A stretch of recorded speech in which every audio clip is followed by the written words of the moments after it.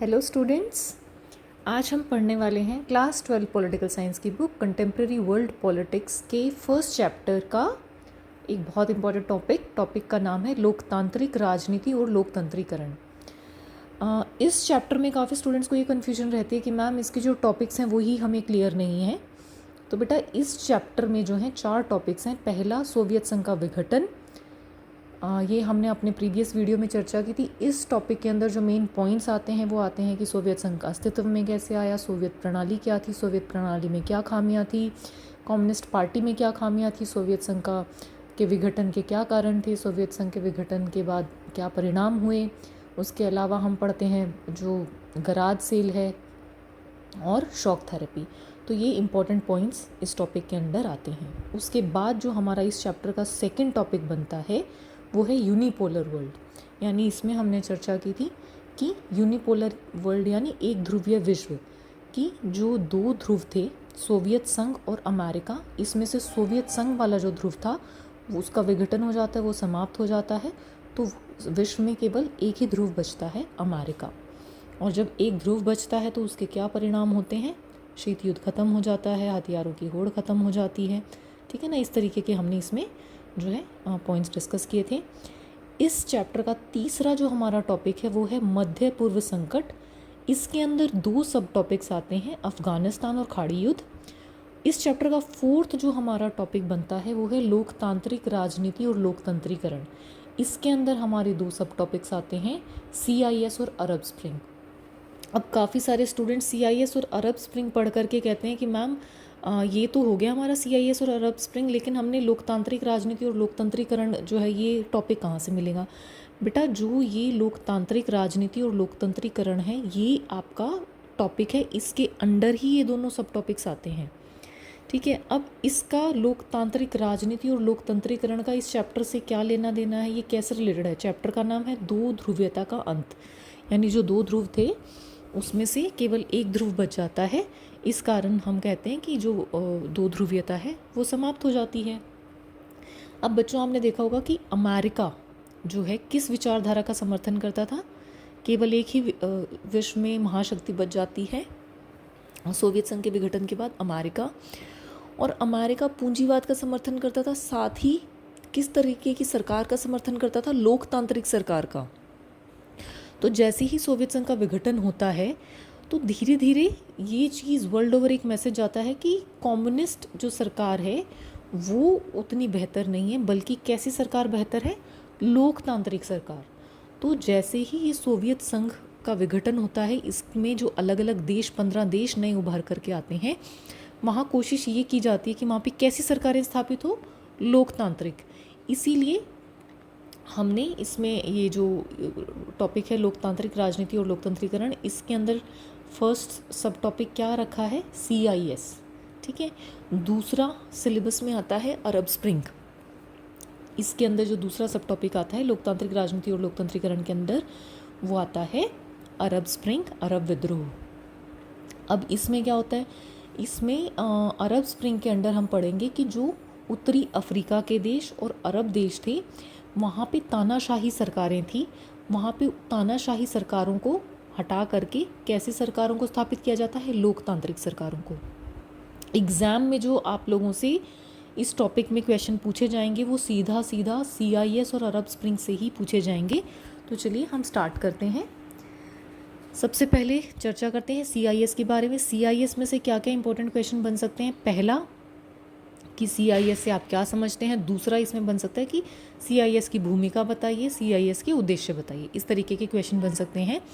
इसके अलावा आपसे मोस्टली जो क्वेश्चन इस टॉपिक में से बनेंगे वो आपके ऑब्जेक्टिव टाइप क्वेश्चन बनेंगे कि इसमें इसके संस्थापक देशों की आप बताइए कौन से थे, कब ये बना CIS। इस तरीके के क्वेश्चन आपसे पूछे जा सकते हैं।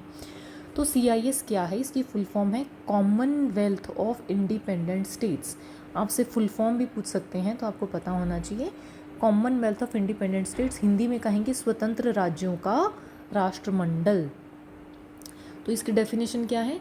CIS यानी कॉमनवेल्थ ऑफ इंडिपेंडेंट स्टेट्स पूर्व सोवियत गणराज्यों का एक क्षेत्रीय अंतर सरकारी संगठन है। ठीक है, अब इसको मैं थोड़ा एक्सप्लेन कर देती हूँ। हमने पहले ही चर्चा की, सोवियत संघ का विघटन हो जाता है, 15 नए देश बनते हैं। उसमें से काफ़ी सारे कंट्रीज, सारे 15 के 15 जो है मिल करके नहीं बनाते हैं, काफ़ी सारे कंट्रीज़ जो हैं वो मिल करके एक संगठन बनाते हैं जिसका नाम होता है CIS, यानी इसमें पूर्व सोवियत गणराज्यों के द्वारा बनाया जाता है।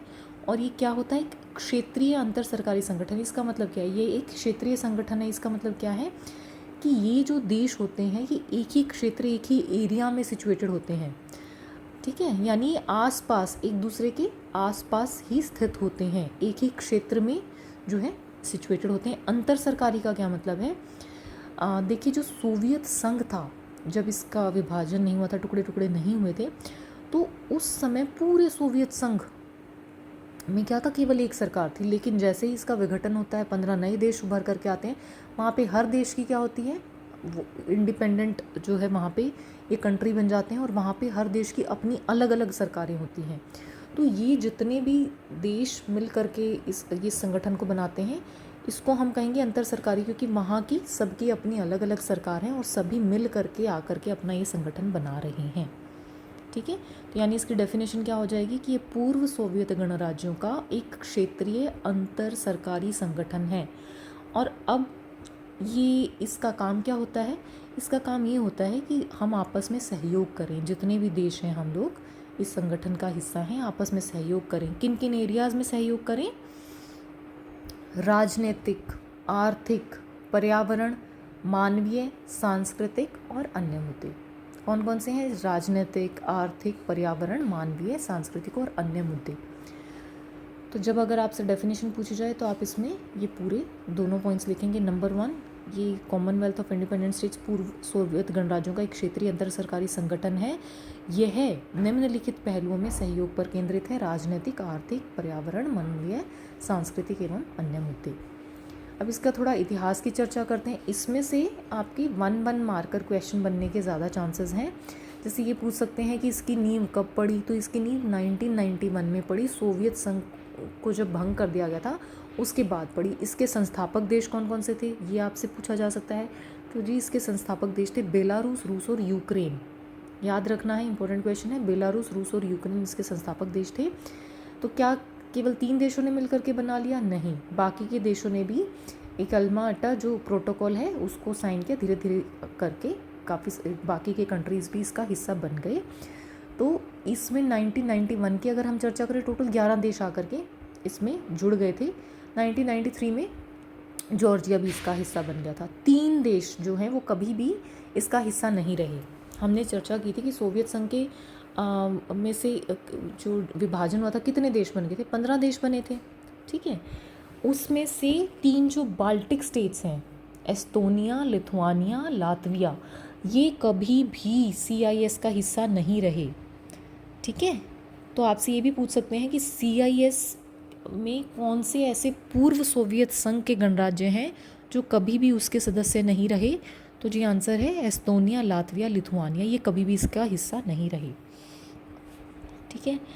तो इसमें जैसे मैंने आपको बताया बाकी कंट्रीज़ आकर के जुड़ गए। अभी फ़िलहाल अगर हम बात करें तो CIS में टोटल कितने देश हैं सदस्य, 10, ठीक है। और 1993 में अगर हम बात करें तो इसमें टोटल 12 देश थे, रूस, Belarus, Ukraine, Armenia, Kazakhstan, Azerbaijan, Turkmenistan, Tajikistan, Uzbekistan, Moldova, Kyrgyzstan, और कौन सा कंट्री आकर के जुड़ गया था, जॉर्जिया। जॉर्जिया ने बाद में आकर के जो है 2008-9 के करीब आकर के फिर से क्या किया, अपनी सदस्यता छोड़ दी। और इसमें से एक जो कंट्री है तुर्कमेनिस्तान, इसने भी अपनी 2005 में सदस्यता छोड़ दी थी।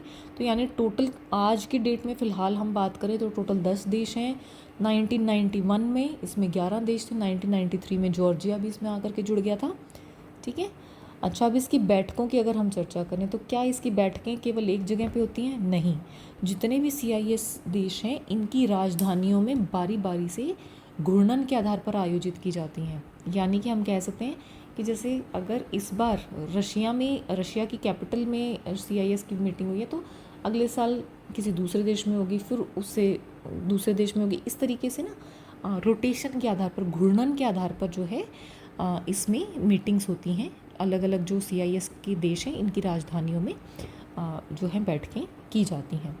अच्छा, इसका बेनिफिट क्या है? इसका बेनिफिट ये है कि जितने भी देश हैं उनको एक इक्वालिटी की फीलिंग आती है कि भाई इसमें ऐसा नहीं है कि कोई भी कंट्री जो है वो ख़ास स्पेशल बना हुआ है कि सिर्फ उसी देश की राजधानी में ही मीटिंग होगी। इसमें सबको एक अच्छी फीलिंग आती है कि हम सब जो हैं, जितने भी देश हैं इस संगठन का हिस्सा हैं, हम कहीं ना कहीं एक हिसाब से बराबर हैं। ठीक है, अब अगर हम बात करें इसकी भूमिका की, तो नंबर 1 पॉइंट आप यही इंक्लूड कर सकते हैं कि इसमें समय समय पर जो सदस्य देश हैं इनकी राजधानियों में घूर्णन के आधार पर जो है यहाँ पे मीटिंग्स की जाती हैं, बैठकें की जाती हैं। इसमें चार्टर एक साइन किया गया था CIS का 1993 में। उसमें ये बताया गया था कि CIS के क्या लक्ष्य हैं, क्या सिद्धांत हैं, और इस चार्टर में क्लियरली ये कहा गया था कि जो राष्ट्रमंडल CIS यानी स्वतंत्र राज्यों का राष्ट्रमंडल है, इसका गठन किस बेसिस पे किया गया है? जितने भी देश हैं वो संप्रभु समानता के आधार पर जो है इसका गठन किया गया है। संप्रभु का मतलब होता है इंडिपेंडेंट यानी स्वतंत्र, यानी सभी इक्वल रूप से स्वतंत्र हैं जितने भी देश हैं। इस बेसिस पे इसका गठन किया गया था। और इसके उद्देश्य क्या क्या हैं? देखिए, अगर हम आप इस चीज़ को ऐसे बेहतर तरीके से समझ पाएंगे। इंडिया पाकिस्तान की अगर बात करें, अगर हमारे बीच इंडिया और पाकिस्तान के बीच आपसी विश्वास, समझ, मित्रता है ना, और आपस में हम सहयोग करते तो कितना सारा हमें बेनिफिट होता। लेकिन हमारे बीच में क्या है? डिस्प्यूट्स हैं। तो यानी जितने भी पड़ोसी देश, आसपास के जो देश होते हैं, अगर इनके बीच में सहयोग हो तो उससे क्या है, ये कंट्रीज स्ट्रॉन्ग बनते हैं।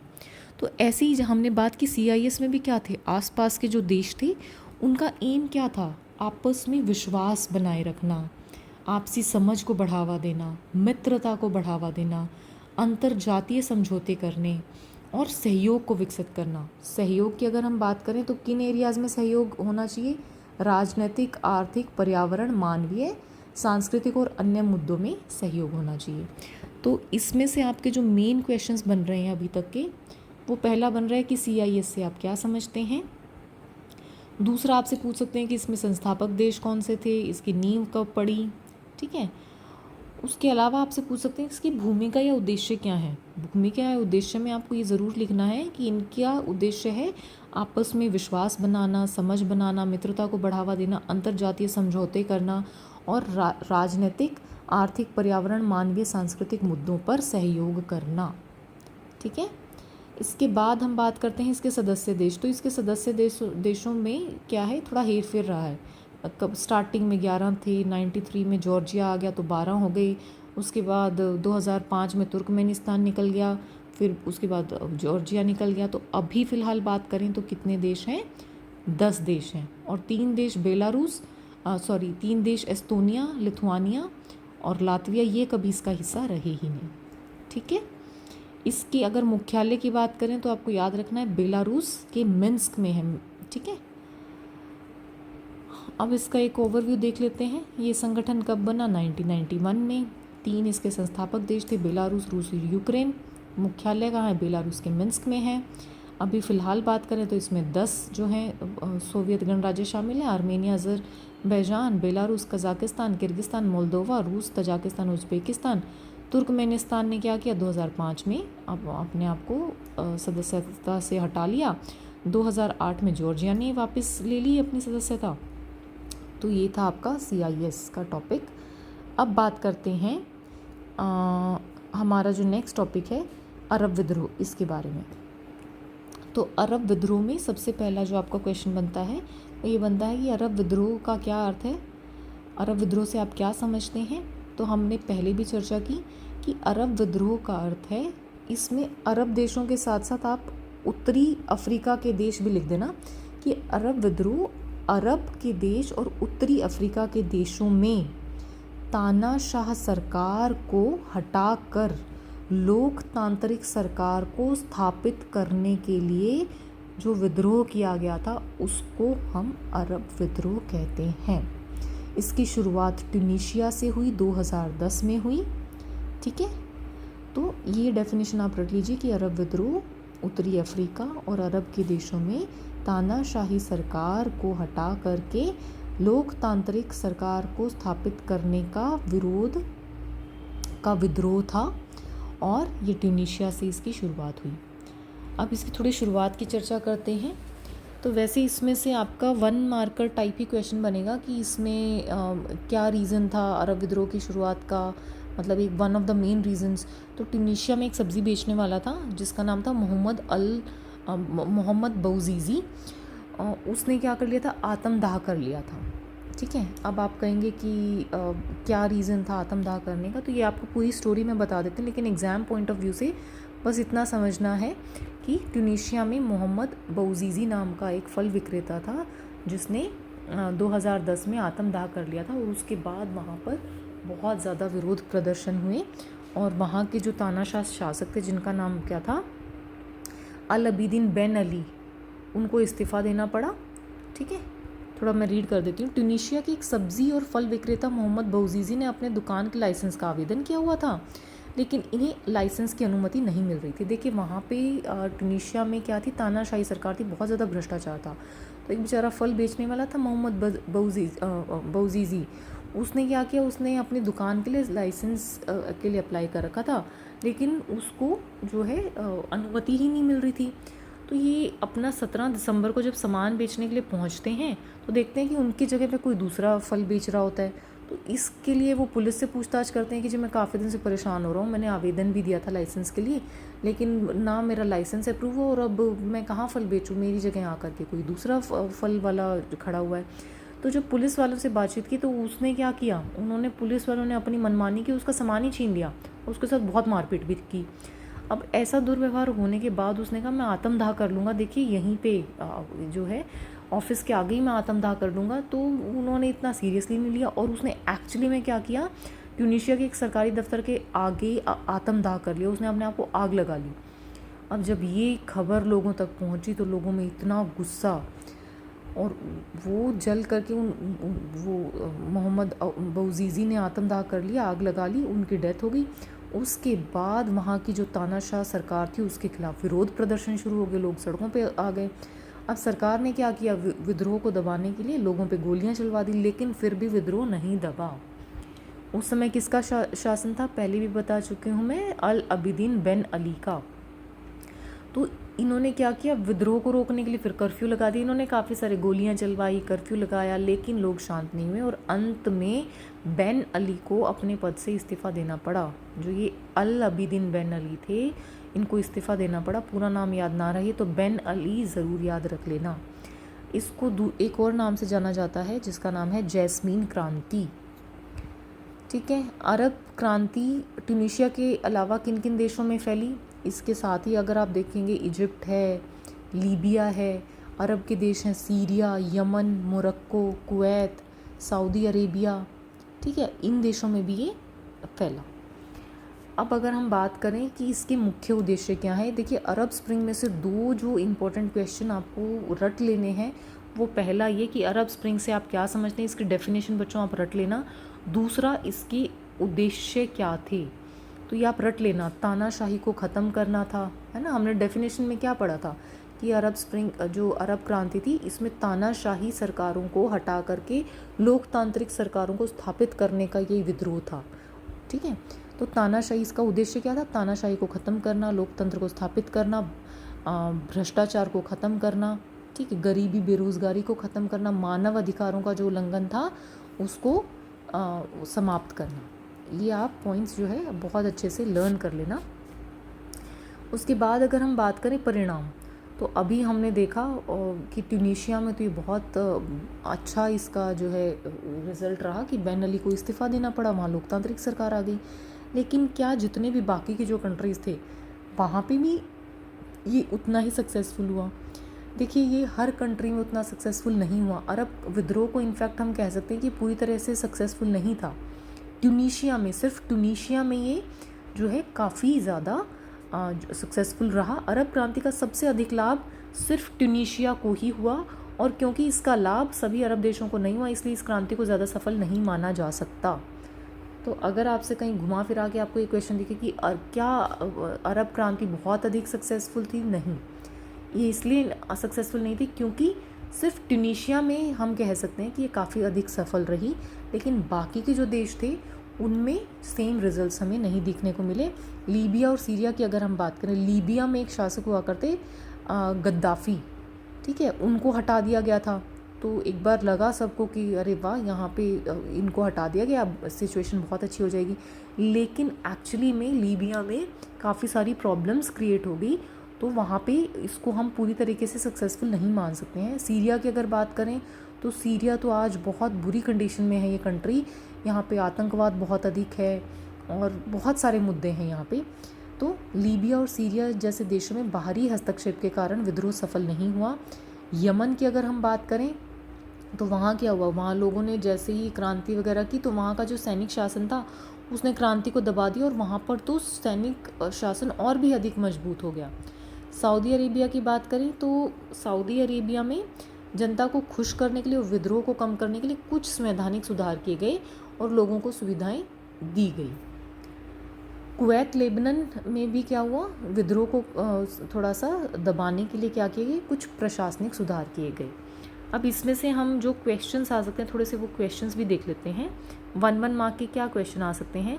अरब स्प्रिंग शब्द किसके लिए प्रयोग में लाया जाता है, तो इसमें जो डेफिनेशन आप लिख देना कि जो उत्तरी अफ्रीका अरब के देशों में जो है क्रांति की गई थी तानाशाही को समाप्त करने के लिए और लोकतंत्र को स्थापित करने के लिए, उस विद्रोह को हम उसके लिए जो है अरब स्प्रिंग शब्द को यूज़ किया जाता है। इसका आरंभ कब से माना जा सकता है, तो इसका आरंभ 2009-10 से माना जा सकता है। ट्यूनीशिया में आरंभ अरब क्रांति किसके विरोध में हुई, तो इसके वही कि क्या कारण थे, तानाशाही, मानवाधिकार उल्लंघन था, ठीक है, वहाँ भ्रष्टाचार था, बेरोजगारी थी, बदहाल अर्थव्यवस्था थी, तो उसके कारण हुआ। और साथ ही एक जो बहुत इम्पोर्टेंट स्थानीय कारण था कि जिसने कि तत्कालीन कारण का जो है रीज़न बना कि वहाँ पे एक फल विक्रेता जो मोहम्मद बौजीज़ी थे उन्होंने आत्मदाह कर लिया था, तो ये भी एक बहुत बड़ा रीज़न वहाँ पर बना था। अरब स्प्रिंग क्रांति का प्रभाव अन्य किन देशों में देखा जा सकता है, ये भी हमने चर्चा की थी। इसमें लीबिया था, इजिप्ट था, यमन, बहरीन, मोरक्को, ठीक है, कुवैत, सऊदी अरेबिया, तो इन देशों में होता है। होस्नी मुबारक का संबंध निम्न में से किस देश की सत्ता में है, तो जो होस्नी मुबारक थे ये मिस्र के एक शासक थे और ये बहुत टाइम से 1979 के बाद से काफ़ी टाइम तक ये सत्ता में रहे थे। तो ये 2-3 जो हैं शासक, इनके नाम आपको याद कर लेने हैं। ट्यूनीशिया के शासक का तो आपको नाम पता ही है, बेन अली। होस्नी मुबारक की अगर हम बात करें ये मिस्र से थे, लीबिया में गद्दाफ़ी थे। और अरब स्प्रिंग के उद्देश्य क्या थे, हमने वो ये बारी बारी उद्देश्य कारण वो सेम ही चीज़ है, लोकतंत्र को स्थापित करना, भ्रष्टाचार को ख़त्म करना, तानाशाही को ख़त्म करना, मानवाधिकार उल्लंघन को समाप्त करना, ठीक है, साथ ही जो गरीबी बेरोज़गारी है उसको समाप्त करना, बदहाल अर्थव्यवस्था को सुधारना, ठीक है। पश्चिमी एशियाई देशों में लोकतंत्रीकरण की शुरुआत कब से मानी जा सकती है, तो हम अरब स्प्रिंग की शुरुआत कब से मानते हैं, 2009-10 से। तो जो पश्चिमी एशियाई देश थे, अरब वाले देशों को ही हम पश्चिमी एशियाई देश बोलते हैं, तो यहाँ पे कब से मान सकते हैं, 2009-10 से, ठीक है। 2009 से पूर्व अरब देशों में किस प्रकार की शासन प्रणाली को देखा जा सकता है, तो हमने अभी चर्चा की यहाँ पे कौन सी शासन प्रणाली थी अरब के देशों में, यहाँ तानाशाही थी, ठीक है। और क्या कोशिश की गई थी अरब स्प्रिंग में, तानाशाही को हटा करके लोकतंत्र को स्थापित करने की। ट्यूनीशिया में विद्रोह की शुरुआत का तत्कालीन कारण क्या था, तो जो मोहम्मद बौजीज़ी थे उन्होंने आत्मदाह कर लिया था 2010 में, वो इसके विरोध की शुरुआत का तत्कालीन कारण था। 1979 के पश्चात मिस्र में लंबे समय तक सत्ता में रहे नेता का नाम बताइए, तो इनका क्या नाम था, होस्नी मुबारक। उसके बाद क्वेश्चन है जनता की पुकार शासन का खात्मा होगी, यह नारा किस क्रांति में प्रयोग किया गया, तो ये अरब स्प्रिंग में, ठीक है, ये नारा याद रख लेना, जनता की पुकार शासन का खात्मा हो। अरब स्प्रिंग के मुख्य कारण क्या थे, ये हम काफ़ी बार चर्चा कर चुके हैं कि बेरोज़गारी को समाप्त करना, तानाशाही को समाप्त करना, लोकतंत्र को स्थापित करना, भ्रष्टाचार को समाप्त करना, मानवाधिकार उल्लंघन को समाप्त करना, बदहाल अर्थव्यवस्था को सुधारना, ठीक है।